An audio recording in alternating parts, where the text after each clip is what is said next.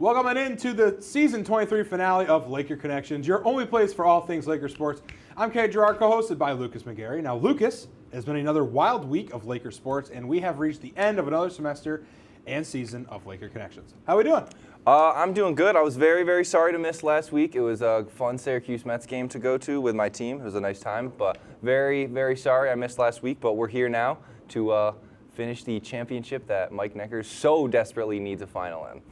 You know, if I think there's anybody who cares, where's our logo, by the way? If there's anybody who cares, it'll pop up randomly while I'm talking. That's fantastic. No, just leave it. Leave it there the whole time. Yeah. I love it.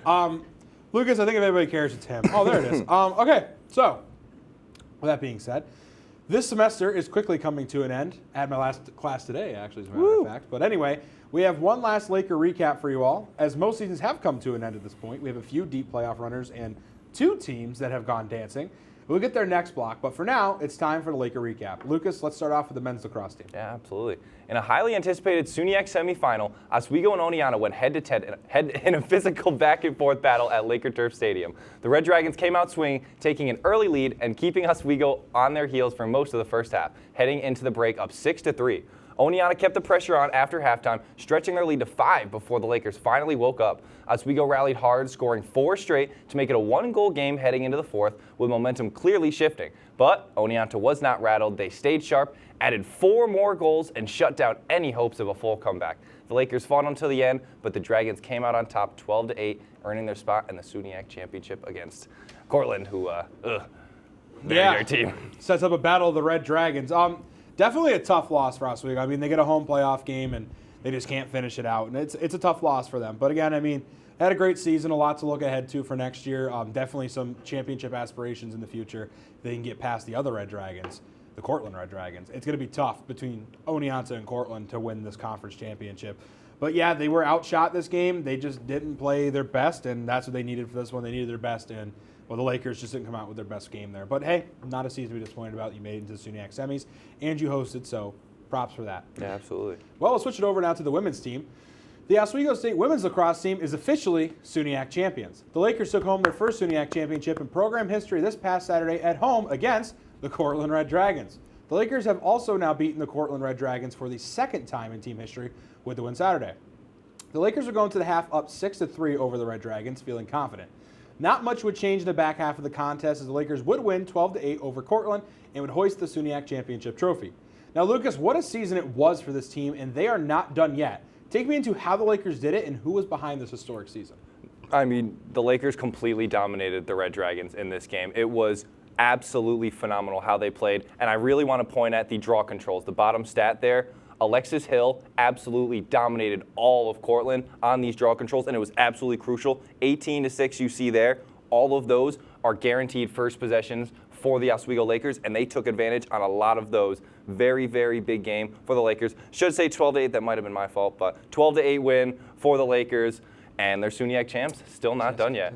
Can't even get a graphic right. Yeah, no, they outshot them, they outplayed them, and it was a great game. But we'll talk about what's coming ahead for them very soon. But Lucas, why don't you take me in now to the diamond for the baseball squad? Yeah, absolutely. It was all pitching in Oswego's first-round matchup in the SUNYAC playoffs earlier today against SUNY New Paltz. The Lakers would jump on board early, scoring 2 right off the bat, but after that, it would essentially be lights out on both sides, as over the next 7 innings, only 1 run would be scored, and that was by New Paltz in inning number 3.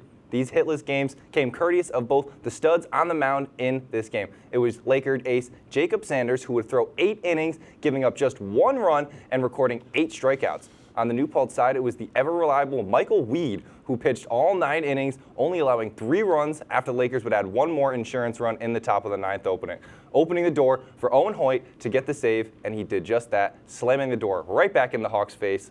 Lakers would win 3-1 and now move on to the number 1 seeded Cortland Red Dragons. Whew, a tough task. We talk a lot about Cortland. Might start calling us Red Dragon for a Connections at this point. I don't know. But, yeah, I mean, they're a good school. But in this one, yeah, New Paltz is a tough opponent. Very tough. And, I mean, we talked with the baseball team early on in the year about how we need to wake the bats up, and they're very up and down throughout the season, so we didn't really know where they were going to be at. But as you've seen as the season's gone on, The batting averages have gone up, the ERAs have gone down. So they definitely have gotten more consistent as the season has gone along. And I think consistency is key for this team. If Oswego can play consistent, both on the defensive end and at the home plate, I think that they can play very well. And I think they have a chance to make an upset here, but I'm not exactly sure if they have all that fuel for the fire. We'll see. We'll talk about that later on. But the softball squad would head over to Canton, New York to play their final matchup of the season. In the first of 2 games, the Lakers would win soundly with a 13-3 win over the Kangaroos. The second game was not much different, as the Lakers would blank Canton and win 8-0 in their last game. The Lakers would end the season on a high note, winning 3 straight games, but it would not be enough to make a playoff push.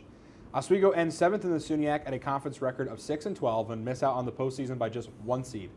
Oswego missed behind the 7-11 Plattsburgh State Cardinals, who locked in the 6th and final playoff spot. Lucas ended the season on a high note, as I just said, but looking forward to next year, what can they work on this offseason to make a playoff push, and what can they look back on this season for next season? I think they just need to be more consistent. They had a lot of ups and downs throughout this entire season. Like you said, they finished strong. They finished with 3 wins straight, and yeah, it was against a weaker Canton team, but you have to win the games that you're supposed to win. But I think for them, you also have to win some of the games that maybe you're not supposed to. And I think they were very, very inconsistent in where they were picking up wins and losses, and overall, just too many losses against teams that they should have put up more of a fight against. And also, in these 2 or 3 game series, they were only picking up 1 win or 2. You got to be sweeping some of these teams fully through if you want a winning record, and I think that's what was faulting for them this season. Hopefully they can bounce back next season. When your first sweep of the season is the last 2 games and you're already out of the playoffs, that kind of tells the tale. But plenty to look forward to for next season. But we're going to go to a quick break. When we come back, it will be time for the week ahead. You're watching Laker Connections right here on WTOP 10.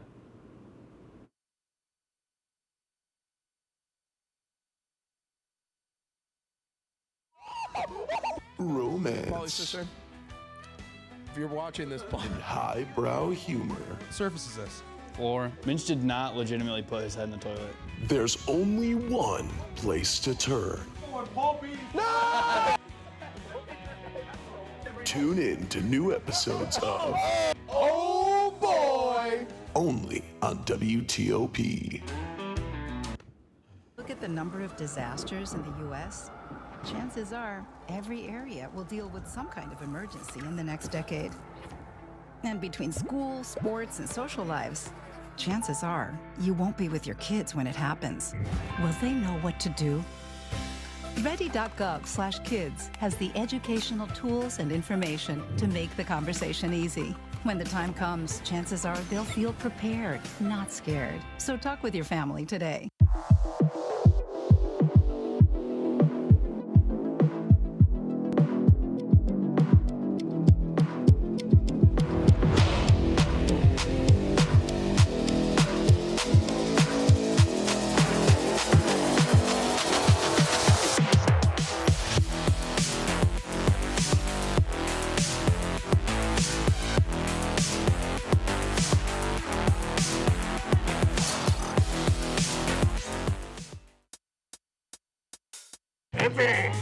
I had to eat a raw egg on Chris's dormitory floor. I currently don't have any federal pending charges. You know what you never did? You never walked to Walmart, Chris. That's my co-host. This is for making me eat roast Pop-Tarts. It's showtime, Chris. Come on. I want to be on the air for that. I got a couple things to say. No. Spin the wheel. But you got censorship. Welcome back. Welcome back. Welcome back to... Welcome back into season 23 finale of Laker Connections, your only place for all things Laker sports. I'm Ken Gerard, co-hosted by my good friend, Lucas McGarry. Now, Lucas, we have talked about what is left to come this semester. We have a couple of teams to talk about that we have not talked about yet this semester. So, Lucas, let's kick things back right off with baseball. Yeah, absolutely. The stage is set for a heavyweight showdown in the SUNYAC Championship as the Oswego State Lakers take on the top-seeded Cortland Red Dragons, with both teams entering the final with identical 27-11 overall records. Cortland holds the slight edge in conference play at 15-3 compared to Oswego's 14-4 record, but the Lakers have the edge in team batting average at .319, just ahead of Cortland's .307. However, on the mound, the Red Dragons boast the stronger staff statistically, holding a SUNYAC-leading 3.76 ERA compared to the Oswego's 4.11. Cortland advanced to the title game with a 6-3 win over Oneonta in the semifinal, while Oswego aims to ride its win over New Paltz to an upset and a SUNYAC title. like we said earlier, it's going to be interesting. I mean, this is a tough team. I mean, look at the record. Boy.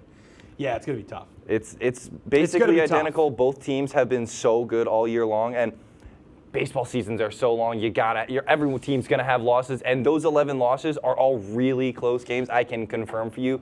Both of these teams have been super, super competitive all year. It's going to be a great game, I think. One game separating you in conference records is all you really need to know. I mean, average is up for one squad. ERA is better for the other. ERAs make me go, ooh, this is going to be tough. And it's not a bad ERA. SUNYAC leading, too. School. So I'm interested to see what happens with this game. It's going to be a good one. But let's go back over to the field now. The women's lacrosse team will. You good? Yeah, I'm good. Just kick the board there. The women's lacrosse team will head up to Middlebury, Vermont to take on the Ithaca College Bombers. Two schools with excellent broadcasters and excellent lacrosse teams will face off in the first round of the NCAA D3 tournament. The game is set to take place at 1:00 p.m. at Peter Kahn Field. The winner of this match will move on to face Middlebury in the second round. Now, Lucas, this team has worked so hard all season long, and they face what might be their toughest task yet.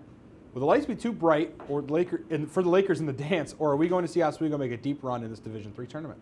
A little tongue twister there, but I tongue twisted myself. I think for this the time. Lakers, this is the biggest challenge that they'll have all season. I think now, because they beat Cortland twice, it now becomes this Ithaca squad.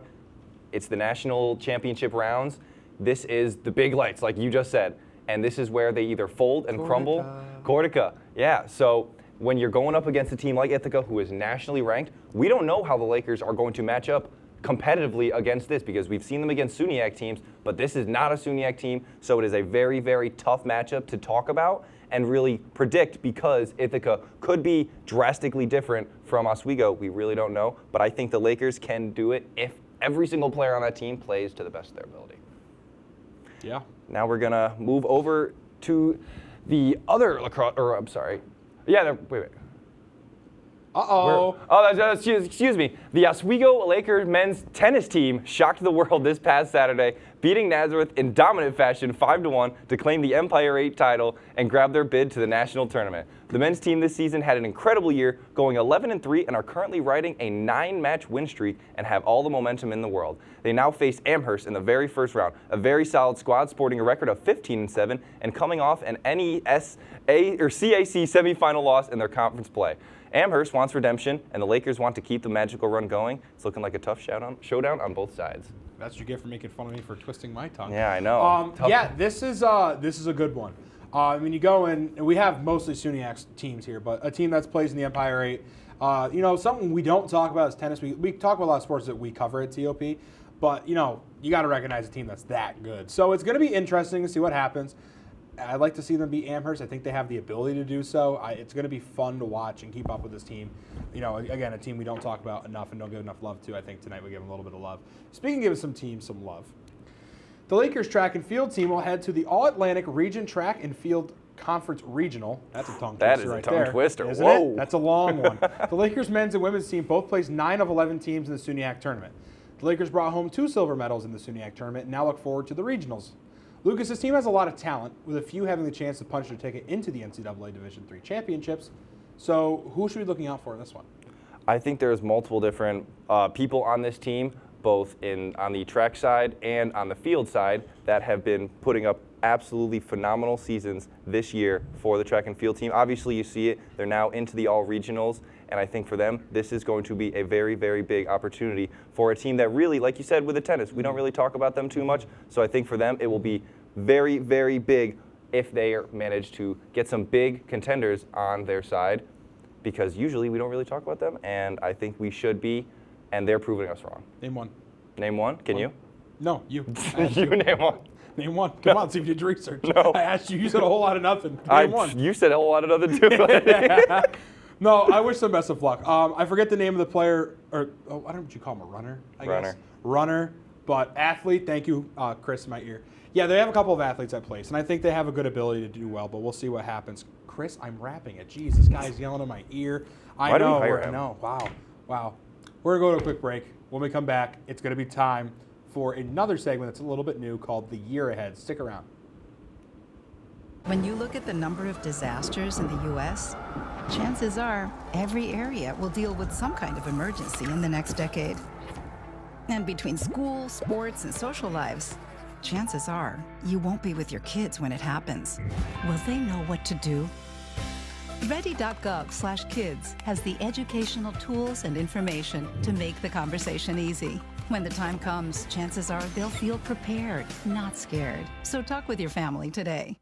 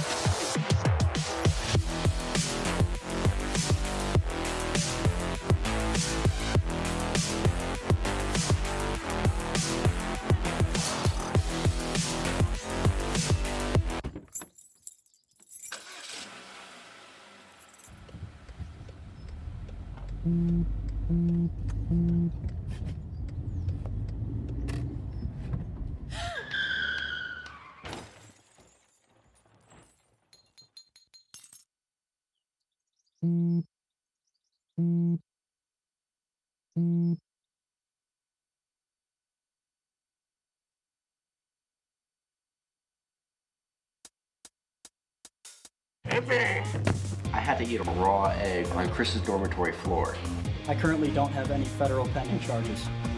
You know what you never did? You never walked to Walmart, Chris. That's my co-host. This is for making me eat roast Pop-Tarts. It's showtime, Chris. Come on. I want to be on the air for that. I got a couple things to say. No. Spin the wheel. Oh, you got censorship. Welcome back. Welcome back. Welcome back to.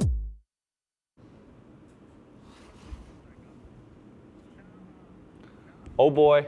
Oh boy. Superior. Superior. You got the bump cam. It's our show. It's our Get show. off bump back in cam. our Yeah, camera. there we go. It's our Get show. off bump cam. Thank you. Well, Welcome back into season 23 finale of Laker Connections, your only place for all things Laker sports. Austin's I'm on Ken Gerard, co-hosted directing, that's why. by Lucas McGarry. Now, Lucas, let's stay with our theme of looking forward to the future. We have an exciting year coming up, and we are looking ahead to the year ahead. We will go season by season and give predictions of what we think is to come. Let's start things off when we come back the fall season. Yeah, fall season, we have so many good sports to look at. You got men's and women's soccer, you got women's field hockey, and then you got volleyball. 4 sports that we cover a ton, so stay tuned for the spring semester. We got all of those live coverages. And I think for volleyball, really, really good squad, and they have a lot of people returning. Didn't have too many people graduate. They have a potential chance to have a very, very good run in the SUNYACs. And then you move on to men's and women's soccer, who graduated a decent amount of people on both sides this year, so we're going to see what their coaches are going to have to do recruiting-wise. We've seen some of these Oswego coaches be absolute gurus with recruiting in the past couple of years, so who knows? And our field hockey team obviously struggled a little bit this past season, or past semester, so I think for them, just, again, recruiting, seeing who you can pick up, some of the freshmen, try and build a better roster for the years to come. We got to see. It'll be interesting to see how the fall season goes, but I'm going to switch things up now and move over to the winter season. The winter season brought a lot of ups and downs. We'll talk about the downs first. The men's basketball team went from an NCAA tournament team to barely doing anything in the playoffs. It was a rough start. I know they were very fresh, but speaking of teams that were fresh, the men's ice hockey team.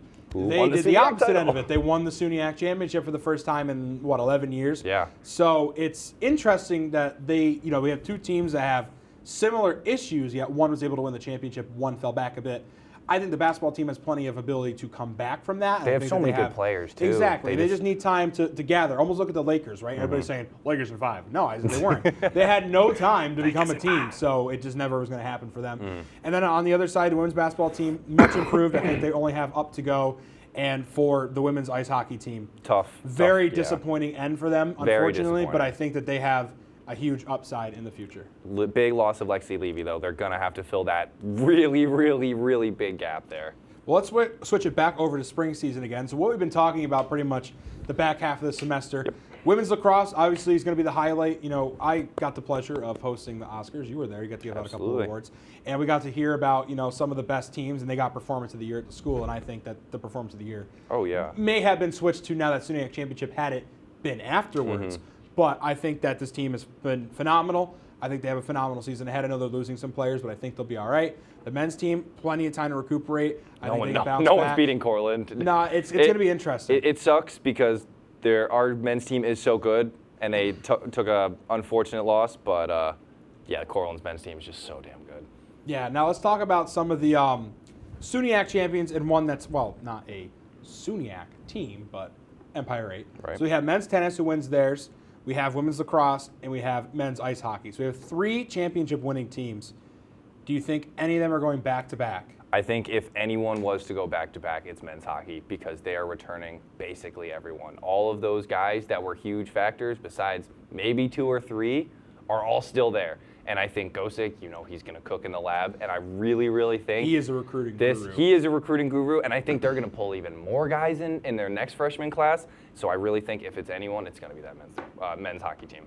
Absolutely. I think we have a couple of them at potential. Women's lacrosse would be my other choice. Oh, yeah. Go back-to-back. That's all the time we have for the year ahead. We're going to go to a quick break. When we come back, it'll be time for the final Laker showdown of the season. You're watching Laker Connections right here on WTOP 10.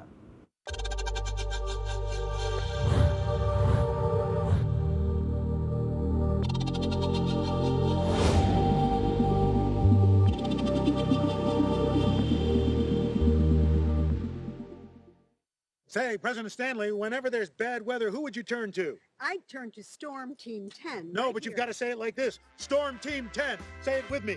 Storm Team 10.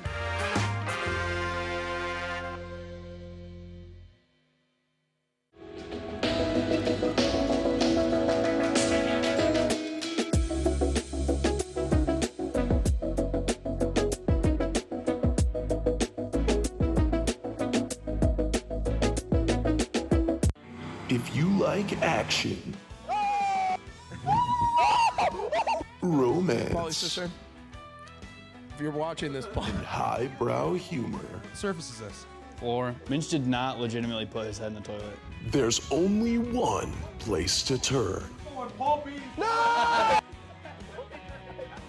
Tune in to new episodes of oh boy! only on WTOP.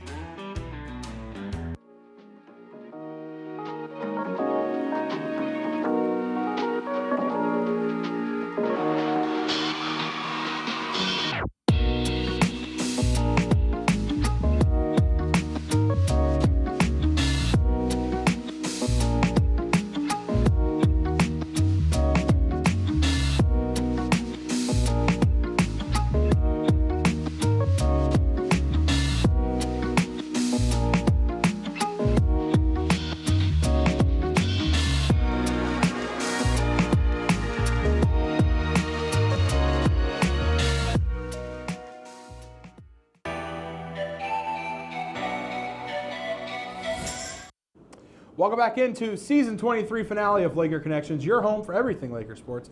And Lucas, it is time to welcome our Laker Showdown moderator, Mr. Michael Neckers, back to the stage.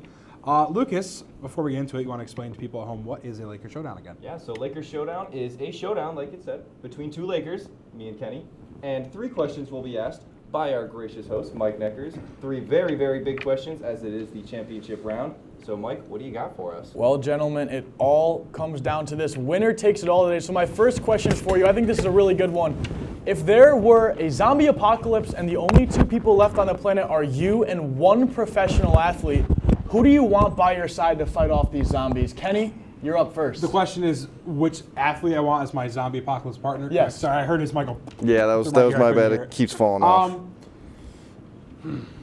I have my answer. I'm taking Shaquille O'Neal. That guy is an absolute monster. I think Shaquille O'Neal is the easy answer here. He is massive, tall, but also quick and can jump. Now, you could take somebody like Mark Henry, who's just absolutely massive, sure, but I got to take somebody like Shaquille O'Neal. Basketball players are well known to be very agile, can move around quickly, and can jump. Now, if it's a three-point contest, I might be screwed, or a free throw contest, I might be screwed, but if none of those happen during the zombie apocalypse, I think I'm okay. Yeah, I'm going to go with arguably the greatest combat fighter of all time, John Jones. He's going to protect me so well. He is quite literally the GOAT. Like, he has never lost. His only loss is a disqualification of his own. He is completely undefeated. He has never been in a competitive fight. He always wins dominantly. John Jones is the greatest fighter ever. I'm taking him. He's going to protect me. Pound? Oh, yeah, all over. Two phenomenal answers here early, guys. Kenny, my only concern with Shaquille O'Neal is his age. He's getting up there in age. He's not in his prime. I was thinking prime. No, I'm thinking current. Oh, never mind. Well, all right, so John Jones is going to take the first one, but that's okay. Remember, this is for the crown here, the Laker crown, as we're calling it. Oh, you're calling it. But so next question. This is a big moment, so I got to ask. You got to be hyped for this. What is your go-to hype song to get you ready to go to war? Lucas, you got the first one right? You're up first. No Hands by Waka Flocka Flame. That's a great hype-up song if I ever needed one. I was going to be playing that on my headphones. I got One by Metallica. I think there is no better song.